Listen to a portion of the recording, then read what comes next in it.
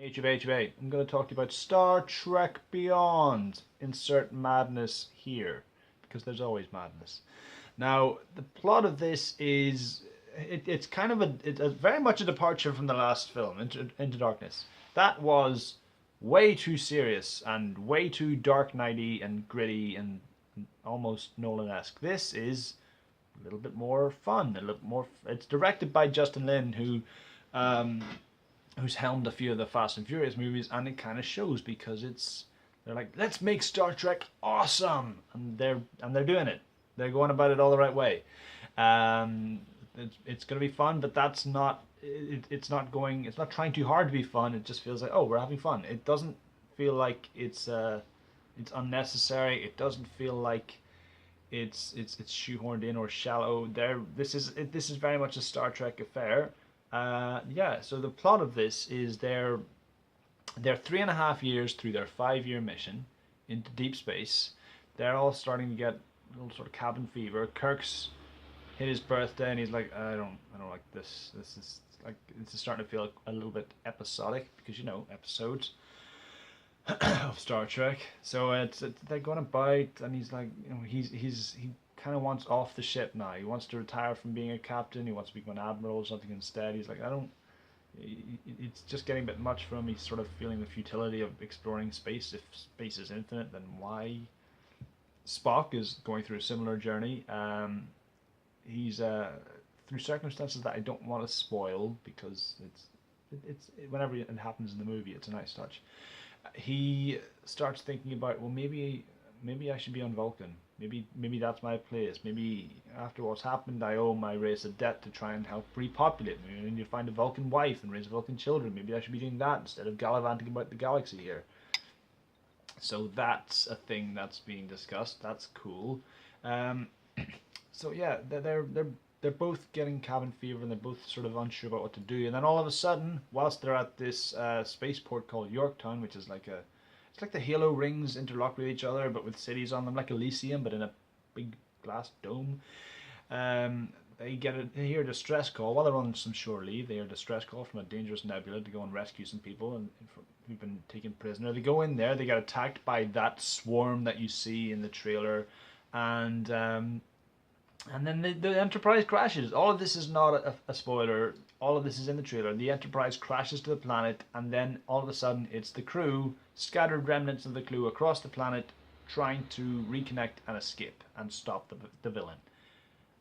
It sounds very Star Trek, and I mean, I'm not a Star Trek fan myself outside of the Abrams movies. It's too odd to me. As I said to my friend Smart James, who is the biggest Star Trek fan I know, one time I flicked on an episode and saw Abraham Lincoln sitting in his chair in space, and I thought, nope, we're not going down there. And I like what Star Trek is about. Star Trek is effectively about if we all got past our baser instincts of conflict and greed and jealousy and hate, and looked towards the stars and expanded and looked outwards. We can live in peaceful cohabitation with not just ourselves but everyone beyond ourselves in the universe. And I mean, that's what Gene Roddenberry was trying to get at. He hired people of color. He hired female actresses in prominent roles. The female actresses as holding me as male actresses. Yeah, well.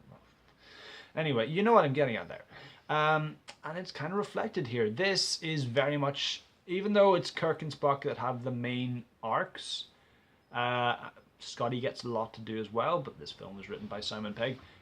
This is very much an ensemble piece, and I really like it. Everybody gets their moment, everyone gets a big moment or a big character trait. The whole Sulu is gay controversy doesn't really come into play. That's it's just another day at the office. It's really, we see his daughter, we see his husband. That's it. That's it. There's no.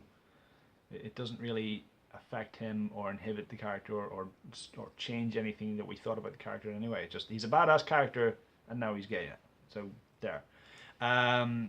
Chekhov, played by the late Anton Yelkin, he kind of takes over the Captain Kirk role because Captain Kirk isn't doing a lot of seducing of the staff because he can't, because he's the captain.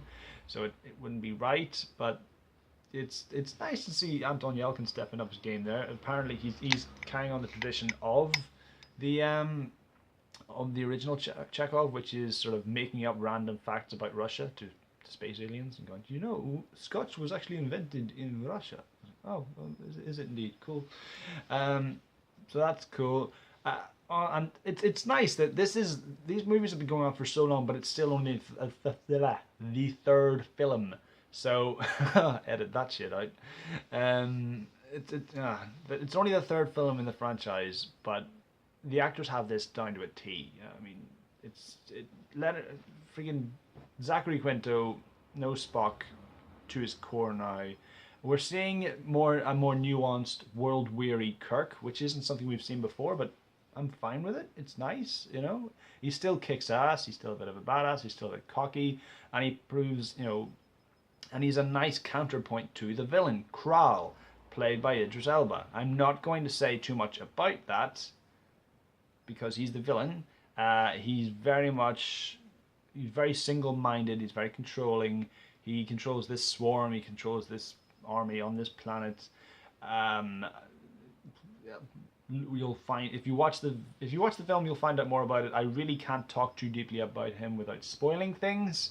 But his motives are just to instigate conflict again, because that's where he feels people thrive.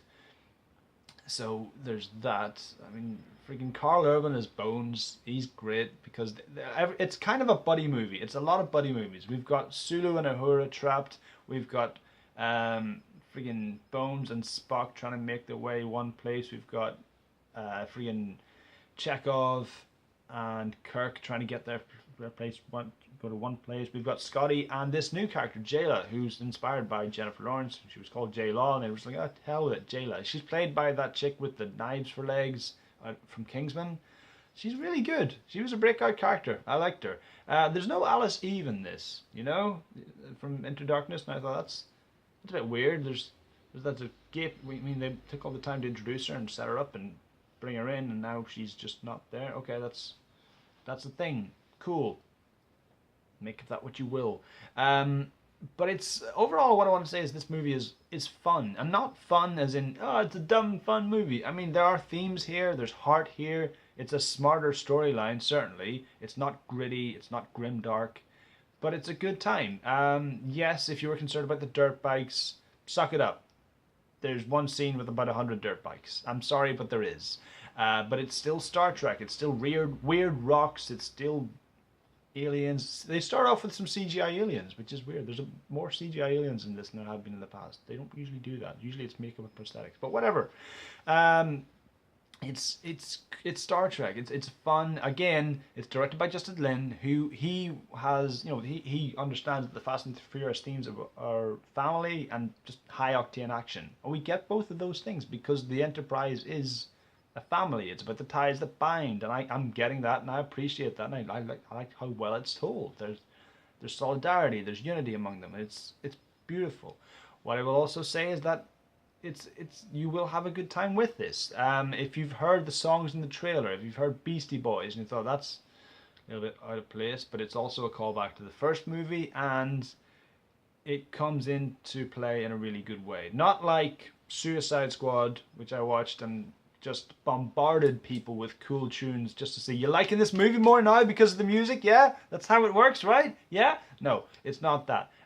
There's a reason the music is there, and when it comes into play in the third act, it's actually a plot point, and it's really cool. So I like that. I thought it was pretty clever. Overall, I really liked this movie. I would put it over Into Darkness, and sort of maybe on par with the first 2009 Star Trek. I'm aware of the Star Trek rule about how sort of every second film is the worst film or something, but I don't know. Who cares? Maybe they bucked that trend. Who knows? I don't know. I'm not your guy for this. This video should have been made by Smart James. Next time. So no, yeah, those are my thoughts. I'll be sure to get his thoughts at some point on Star Trek Beyond. If you like this vid, please click like, subscribe, view, share, and all the usual jazz. Bye.